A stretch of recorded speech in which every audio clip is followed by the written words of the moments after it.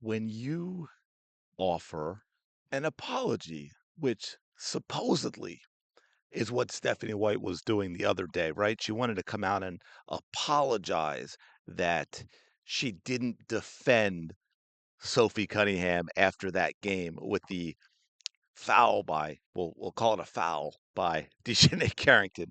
That was a flagrant two and got her ejected from the game. Usually it is to, or I should say, well, always it is to, in a situation like this, public figure, business, whatever it is, you want to calm things down. You want to acknowledge that you made a mistake because people are angry, and you want to hopefully have that apology accepted so that you can move forward. Yet what Stephanie White did was make everything 1,000 times worse. There are a lot more voices. They're a lot louder. You have a whole lot of people, diverse people, calling for Stephanie White to be fired based on what she did in that, I guess, pregame press conference, we'll call it, in the way she handled things with the anger and the excuse making and the "I'm wonderful. I'm all about kindness and grace and humility, and you can just go to hell if you don't think so." Uh, and now we've got Tom Ellsworth on the PBD show talking about this very thing. So I want to take a listen to this. I want to talk about this. I want to hear what y'all think as well. So let's take a listen to this. I might stop it here and there because it's about 2 minutes long, but I think it's worth listening to from sort of from someone outside of all of this noise, looking at it from the perspective of what should the Fever organization do with what happened with Stephanie White. Seen a lot of apologies, and you've seen apologies, Pat. We've been part of businesses where a CEO had to apologize to a board, to their employees. I don't need a piece of paper in front of me that I keep glancing down at and to be performative with my emotion. I come in and I can make an apology. I know what I'm apologizing for. No one has to write it for me. They can remind me, remember, make sure you say the names of people so that they know you're sincere. Don't get emotional. Don't get over it. She comes in here in performative anger, and I look at it this way. This is not an apology. This is justification, an excuse wrapped in emotion with performative outrage. That's what I think. Now, before he gets any further, I just want to talk about that for a minute because that to me, right there, seems like the entire WNBA culture. Am I wrong about that? That is all that the players do, that's all the coaches do, that's all Kathy Engelbert does, the entire WNBA. And this to me goes back to, again, they've been wrapped up in this bubble of consequence-free action because no one's been watching and the NBA has been footing the bill. Stephanie White didn't make an apology. She was pissed off that how dare you question her? How dare you be upset with her? And she was going to let you know that you were wrong. You were wrong, damn it. You don't know what you're talking about. And Stephanie White is not to be criticized. And she's glancing at the paper there. Sincere apologies don't need a one pager. That was likely written by, I'll say likely, I don't know, likely written by the Fever PR flack and likely approved by the league. Every statement that goes out here, the league wants the uproar to stop, but they like the eyeballs. But this is Nailed it. Again, this is the entire WNBA. This is the massive problem. They don't want all the nonsense, but they want y'all to keep watching. They don't want you to have an opinion, right? They don't want you booing at the games, obviously, but they want you to watch because they want the money. And just I want to touch on the because I mentioned it I think in a previous video, but I didn't talk about it a lot. Is one of the things that he said that I think is really important, and we really probably ought to talk about it even more. You didn't defend your player. You didn't defend Sophie Cunningham. with the whole Dejanay Carrington thing, and you defended Dejanay Carrington, and that pissed people off, rightfully so.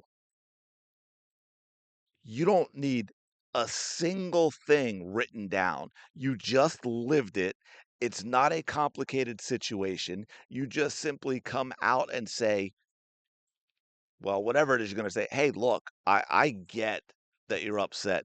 Coaches should always stand up for their players. And I do, but I didn't in my conversations with you after the game. And I should have made it very clear then at that point that I saw no place for that stuff in the game. I 100% defend my player, and I apologize for making it seem like it was that there's anything but me defending my players in these situations. I mean, you don't need something written down in any way, shape, or form to make an apology for people being angry that you weren't defending your own players. It ain't complicated.